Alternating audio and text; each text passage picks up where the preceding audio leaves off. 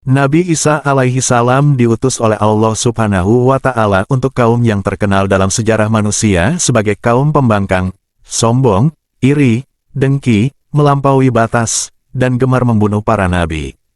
Padahal, dahulu mereka adalah kaum terbaik di era Nabi Yakub, selalu dibela dan diselamatkan pada era Nabi Musa, berjaya dan memiliki kerajaan besar di era Nabi Daud dan Nabi Sulaiman. Namun, sifat buruk mereka tak pernah pupus hingga berkali-kali membelot dari agama Nabi Ibrahim. Mereka ialah Bani Israel, atau yang saat itu lebih pantas disebut dengan Yahudi, mengingat mereka tak lagi memegang ajaran Israel, yaitu, nama lain Nabi Yakub. Nabi Isa diutus oleh Allah untuk mengembalikan Yahudi pada agama Tauhid, sebagaimana yang diajarkan para nabi sebelumnya. Namun, justru nyawa Nabi Isa terancam. Sang Kalimatullah bersama ibunda, Maryam binti Imran, harus tinggal berpindah-pindah karena kejahatan Yahudi. Mereka bahkan menjalin kerjasama dengan seorang raja kafir, yakni gubernur dari kerajaan Romawi di Damaskus untuk membuat konspirasi pembunuhan Nabi Isa. Alasan Yahudi membenci Nabi Isa sangat tak masuk akal, yakni hanya karena kesombongan dan kedengkian. Mereka berkeinginan membunuh Nabi yang diutus oleh Allah untuk menyelamatkan dan mengembalikan mereka ke jalan yang lurus. Mereka enggan meyakini Nabi Isa dan kitab suci Taurat yang dibawanya, lalu lebih memilih mengultuskan Nabi Uzair sebagai anak Tuhan, meski sebenarnya Uzair juga seorang nabi penjaga Taurat. Mereka juga enggan mengikuti Nabi Isa karena para pengikut sang nabi kebanyakan berasal dari orang miskin. Yahudi yang sombong tentu enggan menjadi pengikut Isa karena harus duduk sederajat bersama kaum duafa. Acap kali melihat pengikut Isa yang fakir lagi miskin, mereka merasa jijik hingga muncullah sikap penentangan. Hingga kemudian konspirasi pembunuhan Nabi Isa pun dimulai. Dewan Sinagog tertinggi Yahudi, Sanhedrin, bahkan turut serta dalam konspirasi tersebut. Bersamanya, para pendeta tertinggi Yahudi menggelar pertemuan untuk menyusun rencana pembunuhan Nabi Isa secara matang. Mereka mengajukan tuduhan bahwa Isa tidak mengikuti agama Yahudi. Saat pertemuan tersebut, ternyata hadir salah seorang dari 12 murid Nabi Isa, yakni Yudas Iskariot. Ia mengkhianati gurunya sendiri, dan menawarkan bantuan pada Yahudi. Alasannya hanya karena harta. Di depan Dewan Pendeta Yahudi, Yudas berkata, "Apa yang akan kalian beri jika aku membawa Isa ke hadapan kalian?" Tawar-menawar pun terjadi, hingga mereka sepakat memberikan Yudas 30 sekel, perak. Harta itu tak ada artinya bagi Yahudi yang sekian lama selalu gagal mencari persembunyian Nabi Isa dan pengikutnya. Namun tergiur harta tersebut, Yudas justru menuntun mereka ke tempat persembunyian sang Nabi. Rencana pasti penangkapan Nabi Isa pun dibuat. Namun para pendeta Yahudi tak memiliki alasan kuat di hadapan publik untuk menghukum mati Nabi Isa. Mereka pun kemudian mengadu domba gubernur dari Kekaisaran Romawi dengan mengatakan bahwa Nabi Isa berencana melakukan perlawanan yang mengancam keamanan kekuasaan Romawi. Sang gubernur percaya akan fitnah tersebut, dan segera melakukan tindakan. Ia memerintahkan pasukan Romawi untuk menangkap Nabi Isa.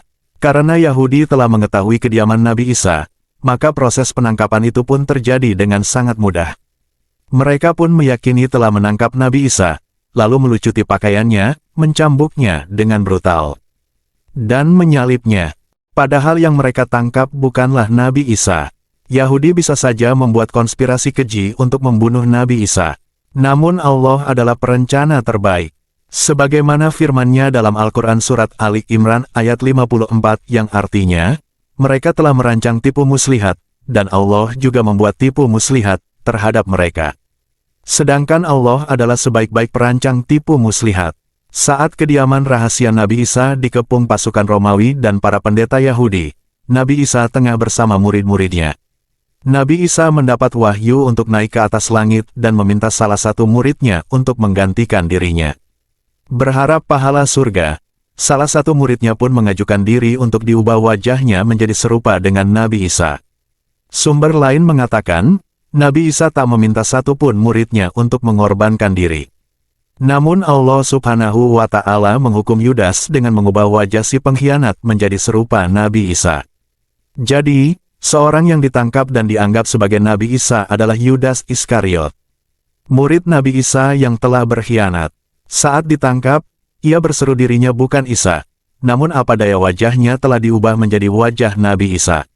Ibnu Katsir dalam Stories of the Prophets tidak menyebut rincian siapakah yang diserupakan wajahnya dengan Nabi Isa, apakah Yudas atau murid Nabi Isa yang lain. Namun ia menegaskan bahwa yang ditangkap Yahudi adalah orang lain yang diserupakan wajahnya. Al-Quran Al-Karim menegaskan bahwa Allah yang Maha Agung tak membiarkan Yahudi membunuh Isa ataupun menyalibnya. Yang terjadi adalah, Allah menyelamatkan Nabi Isa dari musuh-musuhnya dan mengangkatnya ke langit. Mereka tak pernah membunuh Nabi Isa, yang mereka bunuh adalah orang lain, demikian penjelasan Ibnu Katsir. Saat seorang berwajah Nabi Isa disalib hingga mati, Yahudi berkata dengan sombong, sebagaimana dijelaskan dalam Al-Quran Surat An-Nisa ayat 157, yang artinya, sesungguhnya kami telah membunuh Isa putra Maryam, yaitu utusan Allah.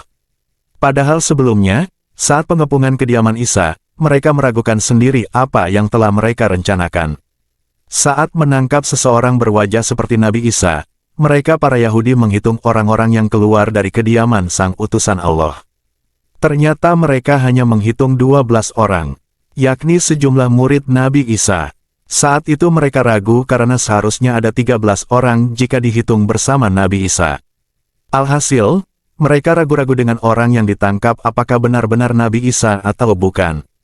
Allah mengungkapkan keraguan mereka dalam Al-Quran Surat An-Nisa ayat 157 sampai ayat 159 yang artinya, sesungguhnya kami telah membunuh Isa putra Maryam, yaitu utusan Allah. Sesungguhnya orang-orang yang berselisih paham tentang pembunuhan Isa, benar-benar dalam keraguan-raguan tentang yang dibunuh itu. Mereka tidak mempunyai keyakinan tentang siapa yang dibunuh itu, kecuali mengikuti persangkaan belaka. Mereka tidak pula yakin bahwa yang mereka bunuh itu adalah Isa. Tetapi, yang sebenarnya, Allah telah mengangkat Isa kepadanya, dan adalah Allah Maha Perkasa lagi Maha Bijaksana. Tidak ada seorang pun dari ahli kitab, kecuali akan beriman kepadanya, Isa, sebelum kematiannya. Dan di hari kiamat nanti Isa itu akan menjadi saksi terhadap mereka. Hingga kini, Nabi Isa masih hidup. Tentang diangkatnya Nabi Isa ke atas langit ada perbedaan pendapat. Menurut jumhur ahli tafsir, Nabi Isa diangkat dengan jasmani dan rohaninya, dalam keadaan hidup sebagai suatu mukjizat. Kelak menjelang hari kiamat tiba, Nabi Isa akan turun dengan beberapa tugas yang beliau emban.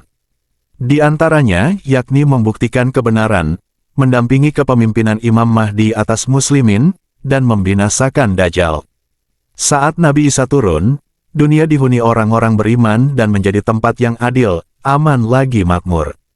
Sebagaimana yang disabdakan Rasulullah Shallallahu Alaihi Wasallam dalam hadits yang diriwayatkan oleh Bukhari dan Muslim, demi Allah, sungguh hampir tiba saatnya putra Maryam itu turun di tengah-tengah kalian sebagai seorang hakim yang adil.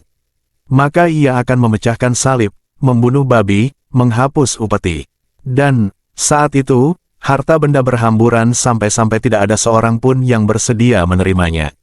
Sahabat sekalian, demikianlah kisah yang terjadi dalam sejarah Nabi Isa alaihi salam. Di mana tepatnya keberadaan sang Nabi saat ini, maka hanya Allah yang Maha mengetahui. Namun yang pasti, menurut perspektif umat Islam, Yahudi tidak pernah menyalib Nabi Isa alaihi salam. Dan orang Islam wajib percaya bahwa Nabi Isa tidak disalib.